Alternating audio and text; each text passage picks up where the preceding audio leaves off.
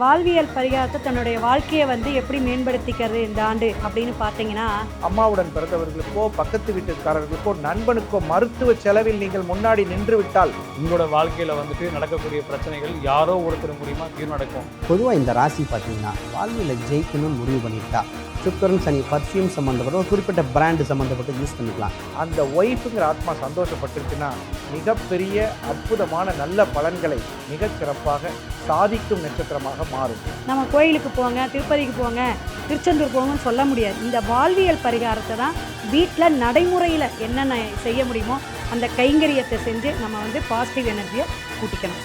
கும்பராசி கருத்து வேறுபாடு இல்லாத கணவன் மனைவி இல்லை, இது இருக்குன்னா ஜோசியமே தப்பாயிரும். அஸ்ட்ரோ தமிழ் அன்பு நேயர்களுக்கு வணக்கம். நம்மள நிறைய பேர் வாழ்க்கையில் முன்னேறிட மாட்டோமா, இந்த 2026 நம்ம வாழ்க்கை மேலே வந்துடாதா அப்படின்னு சொல்லி நிறைய பேருக்கு நிறைய விஷயங்கள் மைண்டில் ஓடிட்டுருக்கோம். ஸோ ஏதாவது பரிகாரம் செஞ்சாச்சும் நம்ம மேலே வந்துட மாட்டோமா அப்படின்னு சொல்லி தானே எல்லாரும் கேட்குறீங்க. ஸோ இந்த செக்மெண்ட்டில் 12 ராசிக்காரங்களும் வாழ்க்கையில் மேம்பட என்ன மாதிரியான பரிகாரம் பண்ணலாம் அப்படின்னு சொல்லி தான் இன்றைக்கி நம்ம கேட்டு தெரிஞ்சுக்க போகிறோம். ஸோ இந்த செக்மெண்ட்குள்ளே போகிறதுக்கு முன்னாடி இந்த நிகழ்ச்சியில் கலந்துக்க வந்திருக்கும் சிறப்பு ஜோதிடர்களை முதல்ல வரவேற்றலாம். முதலாவதாக சிவவாக்கு ஜோதிடர் கிருஷ்ணவேணி அவர்கள், நல்ல நேரம் நாகராஜ் அவர்கள், ஜெனடிக் ஆஸ்ட்ராலஜர் ஸ்ரீ சுபம் விஜய் அவர்கள், ஜோதிட கலாநிதி ஆஸ்ட்ரோ கார்த்திக் பாபு அவர்கள். கிருஷ்ணவேணி மேடம், நீங்கள் சொல்லுங்கள், தனுசு ராசிக்காரங்க இந்த 2026 என்ன மாதிரியான பரிகாரங்கள் பண்ணால் அவங்க வாழ்க்கையில் மேம்படுவாங்க? குரு வாழ்க, குருவே துணை. பாக்கியஸ்தானம்னு சொல்லக்கூடிய தனுசு ராசி நேயர்களுக்கு 2026 வாழ்வியல் பரிகாரம். இந்த வாழ்வியல் பரிகாரத்தை தன்னுடைய வாழ்க்கையை எப்படி மேம்படுத்திக்கிறது இந்த ஆண்டு அப்படின்னு பார்த்தீங்கன்னா, ஃபஸ்ட்டு இந்த ஜெய் ஸ்ரீராம் சொல்லிகிட்டே வாங்க, ஹனுமான் சாலிசா கேட்டுட்டு வாங்க, முடிஞ்சால் பாராயணம் பண்ணலாம். ஏன்னா மூல நட்சத்திரம், பூராடம், உத்திராடம், 1ஆம் பாதம் பயணிக்கக்கூடிய ஒரு அற்புதமான குருவுடைய இடம், அது குருவுடைய பிளேஸ் அப்படின்னு சொல்லலாம். குருவாக இருக்கக்கூடிய ராகவேந்திரர் அல்லது உங்களுக்கு இஷ்ட தெய்வமாக ஏதாவது குருவை நீங்கள் சித்தர் வழிபாடு எடுக்கிறீங்கன்னா அவங்களுக்கு நீங்கள் அவங்களுடைய படத்தை வச்சு பத்தி காமிக்கிறது. அதே போல் உங்கள் வீட்டில் சாம்பிராணி புகை, அமாவாசை, பௌர்ணமி இந்த மாதிரி நாட்களில் நீங்கள் ரொம்ப அவங்களுக்கு ஒரு பணிவிடை செஞ்சு இது பண்ணுறது ரொம்ப சிறப்பாக இருக்கும். அதை விட சிறப்பு என்னென்னா சத்யநாராயண பூஜை. இந்த பௌர்ணமியில் அந்த கதையெல்லாம் பாராயணம் பண்ணுவாங்க. அது அவங்க வரவங்க அந்த பக்தர்களுக்கெல்லாம் நீங்கள் ஒரு ஸ்வீட் வாங்கி, பால் பாயாசம், கேசரி, இதுபோல் லட்டு கூட வாங்கி கொடுக்கலாம். மஞ்சள் கலர் கலந்த எந்த ஒரு ஸ்வீட்டும் நீங்கள் செஞ்சு அவங்களுக்கு விநியோகம் பண்ணும் பொழுது கண்டிப்பாக ரொம்ப நல்லாயிருக்கும். உங்கள் வாழ்வியல், வாழ்வாதாரம், பொருளாதாரம், உங்களுடைய உத்தியோக மேன்மை எல்லாமே கிடைக்கும். வெளிநாடு வெளியூர் போகணும், ரொம்ப கஷ்டமாக இருக்குது, இந்த ஊரில் நம்ம சம்பாத்தியமே பண்ண முடியல அப்படிங்கிறவங்களுக்கு ஜெய் ஸ்ரீராம் அப்படின்னா அல்லது ஹரே ராமா ஹரே கிருஷ்ணான்னு எழுதி பேப்பரில் எழுதணும். அதை மஞ்சள் நூலில் கட்டி வியாழக்கிழமை ஆஞ்சநேயர் சிலையாக இருக்கக்கூடிய உங்கள் ஊரில் எந்த ஊராக இருந்தாலும் அங்கே விசேஷமாக இருக்கக்கூடிய அந்த ஆஞ்சநேயர் சிலைக்கு மாலை போடுங்க. 108 துறக்க 1008 துறக்க எழுதி மாலையாக நீங்கள் தொடுத்து உங்கள் கையால் எழுதணும். எழுதி அதை பேப்பரை சின்னதாக மடித்து மஞ்சள் நூல் கட்டி மாலையாக தொடுத்து போடுங்க. ரொம்ப ரொம்ப ரொம்ப விசேஷமாக இருக்குது. இதெல்லாம் வாழ்வியல் பரிகாரம் தான். அதே போல் குரங்குகள் இருக்கக்கூடிய இடம், நீங்கள் இந்த குன்று, மலைக்கோயில், இந்த திருப்பட்டூர் இந்த மாதிரி கோயிலெல்லாம் பார்த்திங்கன்னா நிறைய மங்கீஸ் இருக்கும். அவங்களாம் நீங்கள் போகும்பொழுது அதுக்காக நீங்கள் போயிட்டு நீங்கள் கண்டிப்பாக வாழைப்பழம் அல்லது பிஸ்கட்டு இது மாதிரி நீங்கள் வாங்கி கொடுங்க. உங்களுடைய வாழ்வாதாரம், பொருளாதாரம் மிக சிறப்பாக மேன்மை கொள்ளும் அப்படிங்கிறத கேட்டுக்குங்க. அவசியம் நம்மளுடைய இப்போ இந்த வெளிநாடுலேருந்து ஃபோன் வரும். அவங்களுக்கெல்லாம் என்னென்னா, நம்ம கோயிலுக்கு போங்க, திருப்பதிக்கு போங்க, திருச்செந்தூர் போங்கன்னு சொல்ல முடியாது. இந்த வாழ்வியல் பரிகாரத்தை தான் வீட்டில் நடைமுறையில் என்னென்ன செய்ய முடியுமோ அந்த கைங்கரியத்தை செஞ்சு நம்ம பாசிட்டிவ் எனர்ஜியை கூட்டிக்கணும். சரிங்களா? சிவாய நம. திருச்சிற்றம்பலம். நல்ல நேரம் நாகராஜ் சார், நீங்கள் சொல்லுங்கள், மகர ராசிக்காரங்க இந்த 2026 என்ன மாதிரியான பரிகாரங்கள் பண்ணால் அவங்க வாழ்க்கையில் மேம்படுவாங்க? ஜெய் ஸ்ரீராம். வாழ்வியல் பரிகாரங்கள் நிகழ்ச்சியில் உண்மையாகவே பார்த்தீங்கன்னா நிறைய பேர் எங்ககிட்ட சொல்கிற ஒரு வசனம், நான் போகாத கோவில் இல்லை, கும்பிடாத சாமி இல்லை, பார்க்காத ஜோசியர் இல்லை, அப்படிலாம் இருக்குமா? இருக்கவே இருக்காது.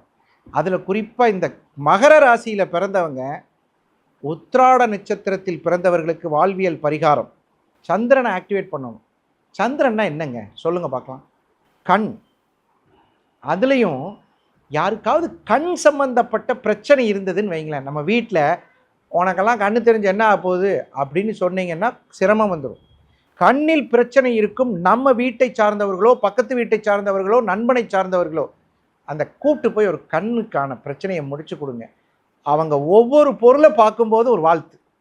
பகராசன் நல்லா இருக்கணுமப்பா, என்னைய கூட்டிகிட்டு போய் ஆஸ்பத்திரியில் நின்று கண்ணாடியை வாங்கி கொடுத்து, ஒரு நாள் வேலை தான் உங்களுக்கு, ஒவ்வொரு நிமிஷமும் வாழ்த்து வந்துகிட்டே இருக்கும். எக்ஸலண்ட் பரிகாரம், செஞ்சு பார்த்து சந்தோஷப்படுங்க. இதெல்லாம் சீக்கிரட்டு கிடைக்காது, நல்ல நேரம் நாகராஜிட்ட மட்டும்தான் கிடைக்கும். அடுத்தது திருவோண நட்சத்திரத்தில் பிறந்தவர்கள், உங்களுக்கு அவிட்டம் சொல்ல வேண்டியதே இல்லை. அவிட்டம் என்பது 27 நட்சத்திரங்களில் தவிட்டுப்பானையும் தங்கமாகக்கூடிய நட்சத்திரம் தனதாரையாக வந்திருக்கு. அப்போ நீங்கள் எவ்வளோ அழகாக ஆக்டிவேட் பண்ணணும்னு பாருங்கள். இந்த அவிட்டம் என்பது செவ்வாய். நம்ம குடும்பத்தில் இருக்கக்கூடிய நபர்களுக்கு யாருக்காவது ஒரு பிரச்சனைன்னு வைங்களேன், மருத்துவம், கெமிக்கல்ஸ், மருந்து உனக்கு தேவைன்னா நீ போய் வாங்கு அப்படின்னு சொல்லவே சொல்லாதீங்க. மருந்து வாங்கிட்டு வந்து கொடுங்க.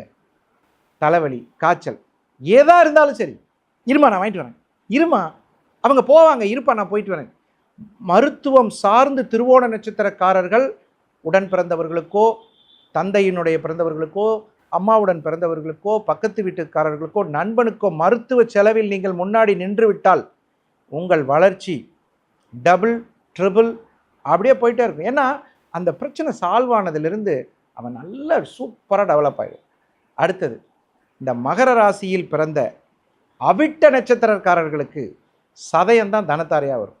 நீங்கள் என்ன பண்ணலாம் அப்படின்னு கேட்டிங்கன்னா, கணவனாக இருந்தாலும் சரி, மனைவியாக இருந்தாலும் சரி, இந்த ராகு என்பது ஒரு காற்று கிரகம். நம்ம வீட்டில் இந்த டிவி மேலே பார்த்தீங்கன்னா குப்பை அதிகமாக இருக்கும், ஃபேன் மேலே பார்த்தீங்கன்னா குப்பை அதிகமாக இருக்கும். குப்பை இருக்கிற இடங்கள் நிறைய இருக்குது. நமக்கு எங்கே குப்பை இருந்தால் மட்டும் தெரியும் தெரியுமா? நம்ம சட்டையில் குப்பை இருந்தால் மட்டும்தான் தெரியும். என்ன துவைச்ச நீ அப்படின்னு. அந்த பெண்ணாக இருந்தாலும் ஆணாக இருந்தாலும் வீட்டில் எங்கே குப்பை இருக்கிறதோ, அல்லது வீடு கூட்டுற வேலையவாது காலையில் இந்த குழந்தைங்களுக்கு தண்ணி பாட்டில் தண்ணி ஊற்றுற பிரச்சனை, இந்த தண்ணி பாட்டிலையாவது ஊற்றுறாரா இந்த மனுஷன் கேட்பாங்களா இல்லையா?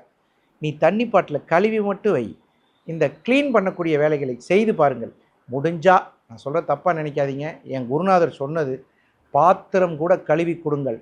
உங்கள் வாழ்க்கையில் அடுத்த முன்னேற்றங்களை அந்த ஒய்ஃபுங்கிற ஆத்மா சந்தோஷப்பட்டுருச்சுன்னா அவிட்டம் எங்கே தெரியுமா நிற்கும்? நான் சொன்ன இந்த தவிட்டு பானை நல்லா இருக்கும், க்ளீனாக இருக்கும்.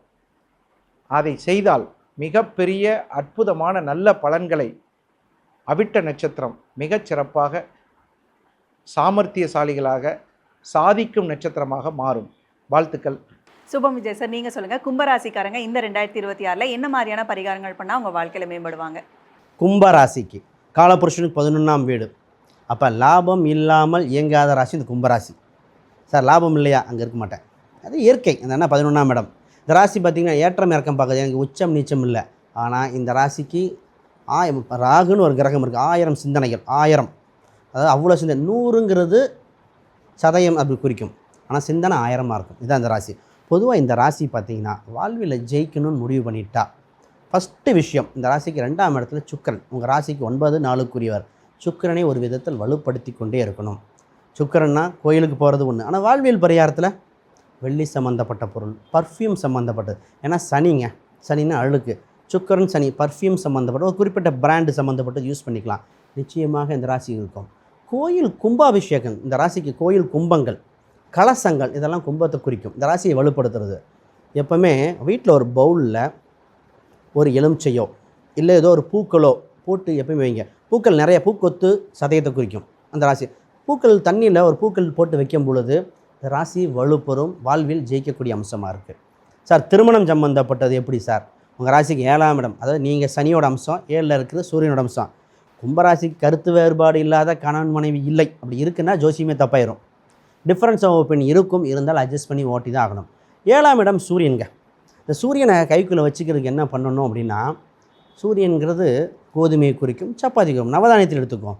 அப்போ அடிக்கடி இவங்களுக்கு சொல்வது கோதுமை சம்மந்தப்பட்ட உணவு, இதை பயன்படுத்த இவங்களுக்கு கணவன் மனைவி இணைவு அதிகமாகும். ஏன்னா சூரியனை நம்ம 2ஆம் வீட்டுக்கு கொண்டு வரோம், உணவுனா 2ஆம் வீடு.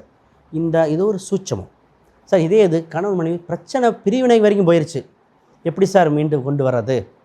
அப்போ இந்த இதுக்கு பார்த்திங்கன்னா ஒரு சில பிரச்சனை அப்படிங்கிற 8ஆம் இடம். 8ஆம் இடம் சம்மந்தப்பட்ட தானமாக கொடுக்கணும். அப்போ 8ஆம் இடங்கிற புதன், குழந்தை. 5ஆம் இடம் ஸ்கூல் சம்மந்தப்பட்ட குழந்தைகளுக்கு பென்சில், இந்த மாதிரி ஒரு தானமாக கொடுக்கும்போது குழந்தைகள் மூலம் ஏற்பட்டது, கணவன் மனைவி ஏற்பட்ட பிரச்சனைகள் தீர்ந்து இணக்கம் ஏற்படும். இந்த ராசி பார்த்திங்கன்னா கும்பராசி எப்பவுமே சொத்து வாங்கிட்டு சொத்தில் பிரச்சனை இல்லாத கும்பராசி இல்லை. ஆனால் 4ஆம் அதிபதியாக வர 9ஆம் அதிபதி பாதகம், சொத்தில் பாதகம் இருக்கிற ராசி இந்த ராசி.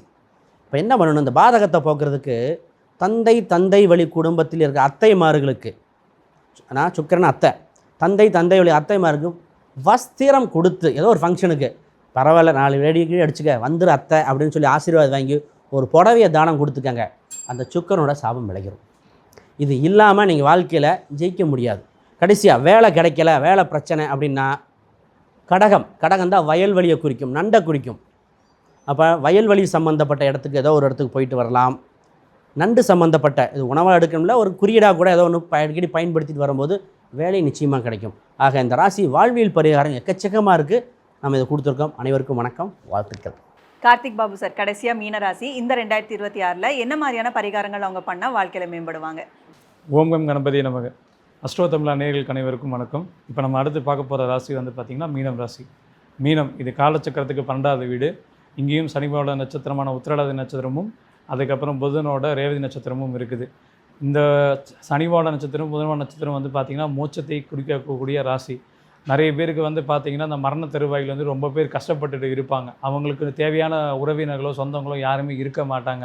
அப்போது அந்த மொமெண்ட்டில் நீங்கள் போய் என்ன பண்ணுறீங்க, இப்போது கோச்சாரத்துலேயும் ஜென்ம சனிக்காரமாக இருக்குது, யாரென்றே தெரியாத அனாதை பிணங்களின் சடங்குகளுக்கு நீங்கள் போய் உதவி பண்ணி அவங்களுக்கு நல்லபடியாக அடக்கம் பண்ணி காரியம் பண்ணிட்டு வாங்க. உங்களோட காரியங்கள் எல்லாமே ஜெயமாக நடக்க ஆரம்பிக்கும்.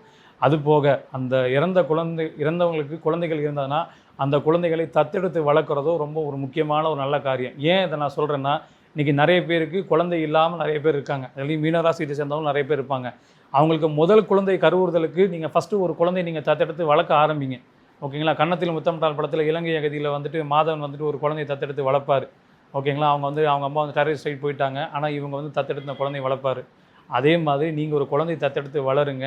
அது மூலிமா உங்களோட குடும்பம் வந்துட்டு அடுத்தடுத்து வாரிசுகள் அப்படிங்கிறது உருவாக ஆரம்பிக்கும். எல்லா இடத்துலையும் செயற்கை கருத்திருப்பு மையத்தில் தான் குழந்தை பிறக்கணும்னு அவசியம் இல்லை. யாருக்கும் 5 லட்ச ரூபா 10 லட்ச ரூபா டாக்டர் கொடுக்கறதுக்கு பதிலாக நீங்களே ஒரு குழந்தையை தத்தெடுத்து கொடுத்தீங்கன்னா அந்த குழந்தையோட வாழ்வாதாரமும் முன்னேறும், உங்களோட வாழ்க்கையும் வசப்படும். அடுத்தது இதில் சனிபானோட நட்சத்திரம் உத்திரட்டாதி நட்சத்திரம் இருக்குது பார்த்தீங்களா? அந்த உத்திரட்டாதி நட்சத்திரத்துக்கு வந்துட்டு ஒவ்வொரு வாரமும் சனிக்கிழமை வந்துட்டு யாரோ ஒரு 2 பேருக்கு நீங்கள் அன்னதானம் பண்ணிட்டே வாங்க. ஏன்னா அந்த மீன ராசிக்கு 5ஆம் இடம் சந்திரன் அப்படிங்கிறது தான் பூர்வ புண்ணியத்தை குறிப்பிடக்கூடிய இடம். அப்போ அந்த சந்திரனோட மகிமை பெறுவதற்கு நீங்கள் ஒவ்வொரு வாரமும் சனிக்கிழமை 2 பேருக்கு அன்னதானம். ஏன்னா 2ங்கிறது சந்திரன் குறிப்பிடாதனால 2 பேருக்காவது வாரம் பண்ணிகிட்டே வாங்க. உங்களுடைய சில கெட்ட சக்திகளில் இருந்து இந்த உணவுங்கிற பரிகாரம் வந்துட்டு அப்படியே பிரித்து கொடுக்கும். ஓகேங்களா? அடுத்தது வந்து பார்த்திங்கன்னா புதனும் இதுக்கு வில்லன் தான். ஓகேங்களா? அதில் வந்து ரேவதி அப்படிங்கிறது இருக்குது. கஷ்டப்படுற குழந்தைகளுக்கு நிறைய பேருக்கு வந்து டியூஷன் ஃபீஸ் கட்ட முடியாது. ஸ்கூல் ஃபீஸுங்கிறது தனி. ஓகேங்களா? இதை டியூஷன் ஃபீஸ்னு ஒன்று இருக்குது. இந்த டியூஷன் ஃபீஸாக என்ன சார், 10th படிக்கிற மேக்ஸுக்கு வந்துட்டு மக்குமார் இருப்பான் மீனராசிக்கார பையன் வந்துட்டு, இப்போ அவனுக்கு டியூஷன் ஃபீஸு கட்ட வழி இருக்காது வீட்டில், நீங்கள் கட்டி விடுங்க. அதே மீனராசியில் சேர்ந்தவங்க நல்லா பெரிய ஆளாக இருப்பாங்க, அவங்களுக்கு ஹெல்ப் பண்ணுங்கள். அதே மாதிரி பிற மொழிகள் கற்றுக்கொள்வதற்கு ஆர்வமாக இருப்பாங்க. இந்த ஜெர்மன், சைனீஸு, ஜாப்பனீஸு இந்த மாதிரி கற்றுக்கிற மொழிகள்லாம் வந்து ரொம்ப இன்ட்ரெஸ்ட்டாக இருப்பாங்க. பட் வாழ்க்கையும் வசதியும் அவங்களுக்கு ஒத்துக்கலாமல் இருக்கும். நிறைய பேர் இந்த ராசிக்காரங்க ஃபாரினில் இருப்பாங்க. ஸோ ஃபாரினில் இருக்கவங்க லோக்கலில் இருக்கவங்களுக்கு சப்போர்ட் பண்ணுங்கள். அது மூலிமா உங்களோட வாழ்க்கையில் அடுத்த கட்ட முன்னேற்றம் அப்படிங்கிறது ரொம்ப சூப்பராக நடந்துகிட்டே இருக்கும். ஜென்ம சனி கொடுக்கக்கூடிய பிரச்சனைகளை தவிர்ப்பதற்கு இந்த மாதிரியான வாழ்வியல் பரிகாரங்கள் நீங்கள் செஞ்சுக்கிட்டே வந்தீங்கன்னா உங்களோட வாழ்க்கையில் வந்துட்டு நடக்கக்கூடிய பிரச்சனைகள் யாரோ ஒருத்தர் மூலிமா தீர்வு நடக்கும். இது ஏன் நான் உங்களுக்கு சொல்கிறேன்னா, இந்த மீனராசியில் விரயம் கிரயம் அப்படிங்கிறத ஒரு அமைப்பு. ஏன்னா 2 மீன் சிம்பிள். நீங்கள் யாரோ ஒருத்தருக்கு ஹெல்ப் பண்ணால் தான் உங்களுக்கு ஹெல்ப் பண்ண வந்து ஆண்டவன் ரூபத்தில் ஏதோ ரூபத்தில் வருவார். ஏன்னா மனுஷனுக்கு மனுஷன் ஃபஸ்ட்டு ஹெல்ப் பண்ணணும். கடவுளுக்கு நம்ம கொடுக்குறதுங்கிறது வேறு. ஆனால் அந்த கடவுளோட ரூபத்துக்கு நாம் ஹெல்ப் பண்ணிட்டே வந்தால் தான் இந்த வாழ்க்கை ரொம்ப நல்லாயிருக்கும். நன்றி. ரொம்பவே சிறப்பாக 12 ராசிக்குமே வாழ்க்கையில் வெற்றி பெற வாழ்வியல் பரிகாரங்கள் வந்து நம்ம ஆஸ்ட்ராலஜிஸ்ட் சொல்லியிருக்காங்க. ஸோ கண்டிப்பாக இதெல்லாமே ட்ரை பண்ணி பாருங்கள். இந்த 2026 உங்களுக்கான ஆண்டாக அமையும். ஸோ தொடர்ந்து நம்ம ஆஸ்ட்ரோ தமிழா சேனலில் நிறைய இன்ட்ரெஸ்டிங்கான பதிவுகள் வந்துட்டுருக்கு. ஸோ அதெல்லாமே பார்க்க நம்ம ஆஸ்ட்ரோ தமிழா சேனலை ஃபாலோ பண்ணிக்கோங்க.